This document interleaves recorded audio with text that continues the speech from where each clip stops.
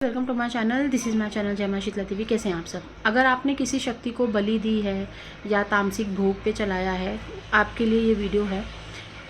जब आप लोग किसी भी शक्ति को तामसिक भोग देते हो, तामसिक भोग का देने का मतलब होता है सिगरेट, शराब, मांस, मटन, कलेजी और मुर्गा, बकरा, या आप शमशान में जाकर दे रहे हो या आप किसी मंदिर में जाकर के बलि दे रहे हो। मतलब अगर आपके घर में पीछे से भी बलि की प्रथा चलती आई है तो आप सात्विक पे या सात्विक भोजन पे उस शक्ति को नहीं चला सकते।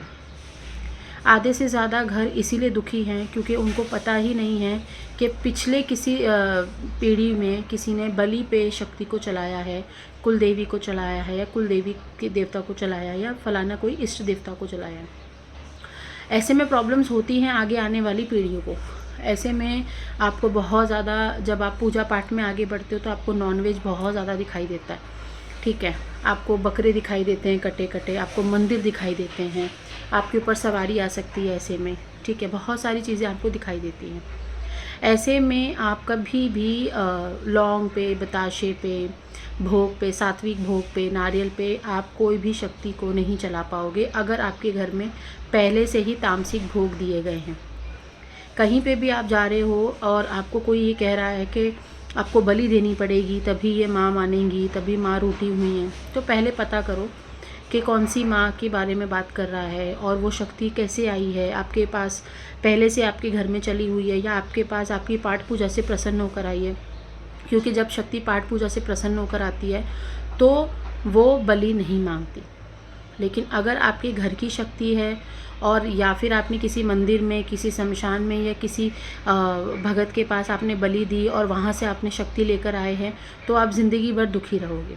घर में कलेश का माहौल रहेगा, दुर्घटनाएं होंगी, बिज़नेस में लॉसेस हो जाएंगे, आपके ऊपर सवारी आएगी लेकिन आपका शरीर बंधा बंधा फील होगा, आपसे शक्ति बात नहीं करेगी, आपको कोई सवाल के जवाब नहीं देगी, आपको कोई चीज़ दिखाएगी नहीं। क्योंकि सवारी आने का मतलब होता है कि आपको सारे सवाल के जवाब मिलना, मतलब वो सवारी आपको बताती है। जिसके ऊपर सवारी होती है, शक्तियाँ होती हैं, उनको किसी की ज़रूरत नहीं होती है, वो अपने क्षेत्र में जो चाहें वो कर सकते हैं, ठीक है। जिनके ऊपर शक्ति होती है वो जो चाहे वो कर सकते हैं। ये रियल पॉइंट है।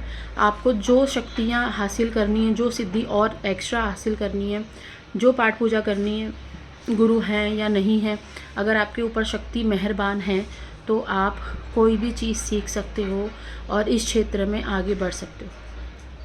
लेकिन अगर आपने बलि दे दी है या आपके किसी गांव वालों ने बलि दे दी है आपके नाम से, या आपके घर में किसी बड़े बुज़ुर्ग ने पहले बलि दे दी थी और अभी आप नहीं देते हो, तो ये बहुत बड़ा संकट है, ये बहुत बड़ी दुर्घटना घटित हो सकती है। क्योंकि स्पेशली जब हम बलि देते हैं तो वो शक्ति जो होती है वो तामसिक हो जाती है, मतलब वो उग्र हो जाती है। उग्र में ही आपके शरीर पे आती है, आपके घर में आती है और वो उग्र में ही सारे काम भी करती है। आपने देखा होगा बहुत सारे लोग होते हैं, बहुत पंडित होते हैं जो मंदिरों में रहते हैं, जो सारे मंदिरों की बात नहीं कर रही हूँ, उस मंदिर की बात करी जहाँ पे बलि चलती है। वो कहते हैं कि बलि दे दो काम हो जाएगा, और बलि देने से काम हो भी जाता है क्योंकि वो उग्र शक्तियों को बलि दिलवाते हैं। जैसे शमशान वासिनी होती है, शमशान की शक्तियाँ होती है, प्रेत होते हैं, भैरव होते हैं, क्रोध भैरव होते हैं, काल भैरव होते हैं।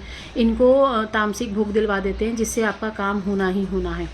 और उसके बाद वो शक्ति आपके साथ जुड़ जाती है। वो फिर हर साल जब जब आपने बलि दी है वो हर साल उसी वक्त आपको बताएगी कि मुझे बलि चाहिए, या फिर उसी समय आपका कोई नुकसान होगा जब आप बलि नहीं देते हो। तो इस चीज़ के बारे में ज़रा ध्यान से सोचिएगा। मैं बहुत सारी चीज़ें इसके बारे में बताना चाहती थी लेकिन अभी इतने ही आदेश हैं। अभी आपको पहले पता करना है घर की शक्ति कहीं बलि पे तो नहीं चल रही है, उसके बाद आप आगे पैर बढ़ाओ। Till then bye.